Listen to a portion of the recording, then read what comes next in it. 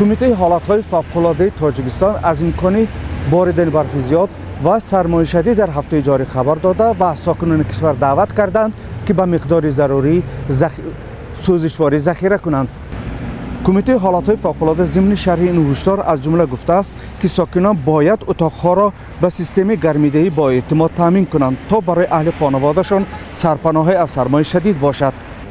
مسئولان کمیته حالت‌های فوق‌العاده تاجیکستان به آزادی گفتند که به دلیل یکباره سرد شدن هوا و باریدن برف‌های زیاد در مناطق کشور گروه‌های نجات به حالت آماده باش درآمده‌اند. از روی بی‌احتیاطی و رعایت نکردن قاعده‌های بی‌خطری چندین شهروندان ما جان خود را از دست دادند. از آن جمله این نادرست استفاده بردن کومور یا خودی از کار برآمدن سیستم گرمایدهی خانه آنها، این خود باشد هم بخاری که در خانه‌های اساس خانه‌های شهروندان ما هستند. نوبسته از همون سیستم گرمایدهی بگذار آن سیستم گرمایدهی برقی باشد یا اینکه بخاری باشد، حتما باید که آن رو به تنظیم درآورد. در همین حال از مرکز هواشناسی تاجیکستان خبر دادند که در هفته جاری هوا در شهر دوشنبه و منطقه‌های دیگر کشور شدیداً سرد خواهد شد.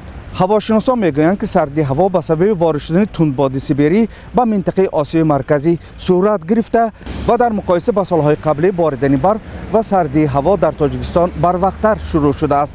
در روزهای 24 تا 26 در جمهوری هوایی نوستان ابر نوق باقی خواهد ماند و داخل شوی هوای سرد سیبری که این روزها منتظم و جمهوری ما پای در پای داخل شده باعث پشوی حرارت هوا در قسم زیادی ناحیه‌ها می‌گردد دوام خواهد یافت و هوای سرد نااستوار این چنین در نتیجه سرد بودن هوا و داخل شوی هوایی نمناک باعث بردن برف روزهای 24 25 26 می‌گردد. این چنین تمان فرایی و اساساً تمان فرایی در رهبرهای شهرستان و انزاب نیز دیده می‌شود و این چنین در این شهرهای کلان این چنین یخبندی پیشگویی کرده می‌شود. در همین حال از اولهای ماه نوامبر در مناطق تاجیکستان به استثنای شهر دوشنبه و مرکزهای ولایت‌ها و شهرهای صنعتی رجای انتقال برق یا به اصطلاح لیمیت راه اندازی شده است.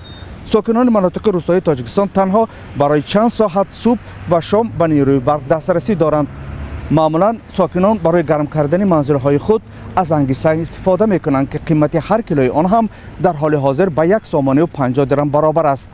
در ارتباط با سردی شدید هوا و بارش برف زیاد کمیته حالت‌های فوق‌العاده تاجیکستان از شهروندان دعوت کرده است که بدون ضرورت از سفر به مناطق کشور توسط راه‌های کوهستانی خودداری کنند.